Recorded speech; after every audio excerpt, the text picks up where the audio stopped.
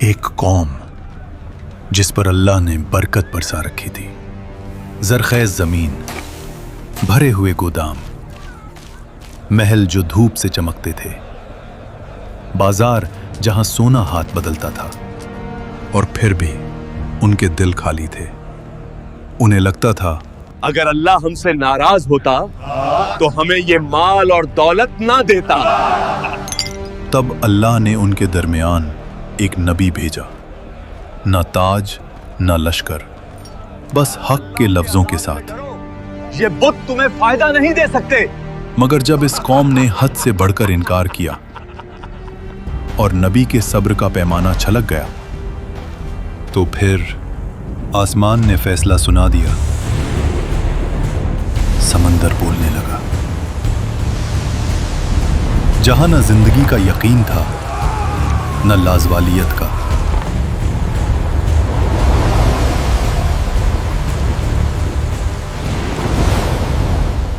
اور وہیں سے شروع ہوتا ہے قرآن کا سب سے حیرت انگیز اور سب سے امید بھرا واقعہ، ننوے۔ آج کے عراق کے علاقے میں دجلہ دریا کے کنارے دنیا کے سب سے پرانے اور امیر شہروں میں سے ایک، ایسا شہر جہاں زمین سونا اگلا کرتی تھی، دریا سے تجارت چلتی تھی، اور لوگ اپنے آپ کو اللہ کے عذاب سے محفوظ سمجھنے لگے تھے۔ تمہیں اس کا چہرہ دیکھنا چاہیے تھا جب بکری مسالے لے کر بھاگ گئی۔ اسے زیادہ قیمت وصول کرنے کی سزا ملی۔ اللہ نے اس قوم کو وہ نعمتیں دی تھیں جو بہت کم قوموں کو ملتی ہیں، مگر انہوں نے نعمت کو مقصد بنا لیا اور نعمت دینے والے کو بھول گئے۔ یہ وہ قوم تھی جو حضرت لوط علیہ السلام کے بعد آئی تھی، اور وقت کے ساتھ پھر سے غرور، نفس اور دنیا میں ڈوب گئی۔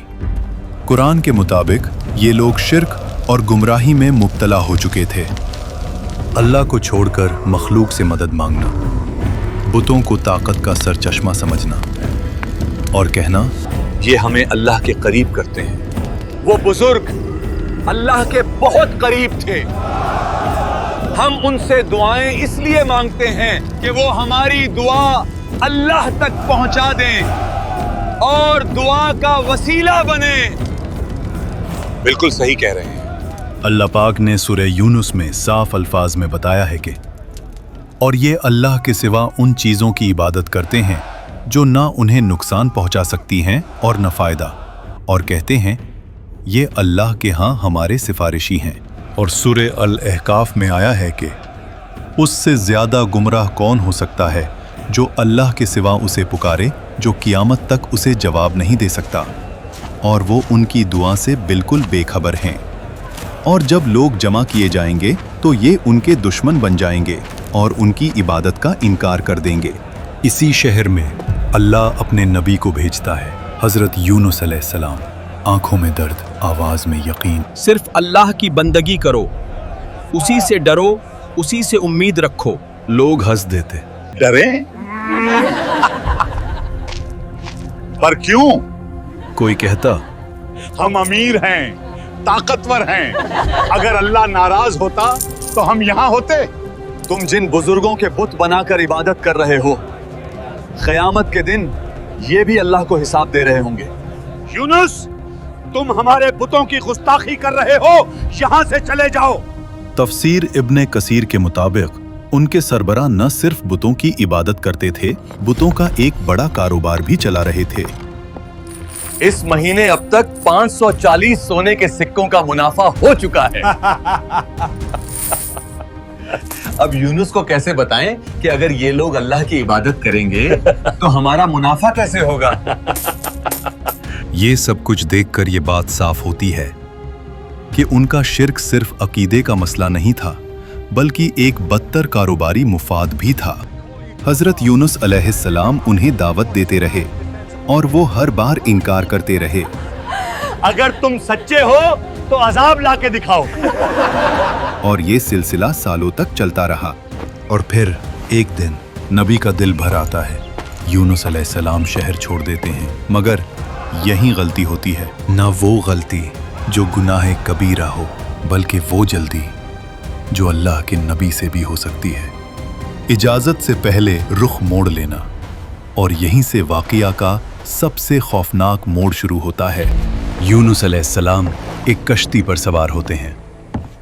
समंदर शीशा जैसा साफ, हवा नरम, आसमान पुरसुकून। लगता है जैसे सब ठीक हो गया हो, लेकिन आसमान का रंग बदलता है। हवा चीखने लगती है, लहरें कश्ती से ऊंची।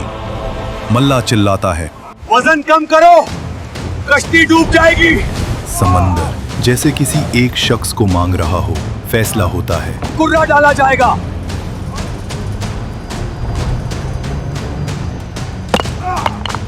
नाम निकला, यूनुस। ये तो नेक आदमी है, दोबारा डालो। सब हैरान। दोबारा यूनुस, तीसरी बार यूनुस। अब कोई शक बाकी नहीं रहता। यूनुस अलैहिस्सलाम खुद कहते हैं, यही अल्लाह का फैसला है। ना चीखना, ना भागना, ना शिकवा, और खुद को समंदर में छोड़ देते हैं। उस लम्हे पानी बंद होता है और एक ऐसी मखलूक जिसका अंदाजा किसी को नहीं था, उन्हें निगल लेती है। वो पूरे जिस्म के साथ अंधेरे में चले गए। ये उस मछली का पेट था। और यहीं से शुरू होता है कुरान का सबसे गहरा अंधेरा और सबसे बड़ी रहमत। हर तरफ सिर्फ अंधेरा, हर तरफ सिर्फ तन्हाई। यहीं से यूनुस अलैहिस्सलाम को एहसास होता है, मैं जल्दी कर गया, मैंने अपने रब का इंतजार नहीं किया।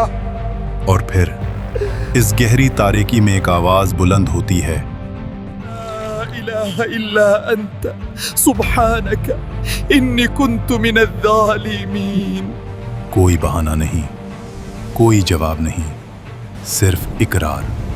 तफसीर के मुताबिक यूनुस अलैहिस्सलाम मछली के पेट में 3 दिन और 3 रात तक रहे। और फिर अल्लाह फरमाता है, मछली, मेरे बंदे को नुकसान ना पहुंचाना, उसे नरमी से साहिल पर रख देना। और एक ही लम्हे में लाजवाल यकीन जिंदगी में बदल जाता है और मछली यूनुस अलैहिस्सलाम को साहिल पर छोड़ देती है। जिस्म कमजोर, जिल्द नाजुक, मगर सांस चल रही है। अल्लाह मैदान में एक दरख्त उगाता है और साया देता है, ग़िज़ा देता है, शिफा देता है। जिस रब की जल्दी में नाफरमानी हुई, वही रब सबसे पहले संभालता है। और दूसरी तरफ निनवा के लोग अब भी खुदगर्ज और नाफरमान थे। अल्लाह का फैसला उन पर आया। आसमान घिरा और बादल घने हो गए। हवा तेज, बिजली चमक रही थी। समंदर का पानी दरिया से बहकर शहर में आ गया। उन्हें समझ नहीं आ रहा था कि जो उनके लिए सिर्फ मजाक था, अब वो हकीकत का तूफान बन चुका था। वो सब लोग शहर में जमा हो गए और हर शख्स, हर औरत, हर बच्चा रो रो कर अल्लाह से माफी मांगने लगा। अल्लाह से माफी मांगो, अल्लाह से माफी मांगो फौरन। या अल्लाह, हमारी ताकत, हमने गुनाह किया।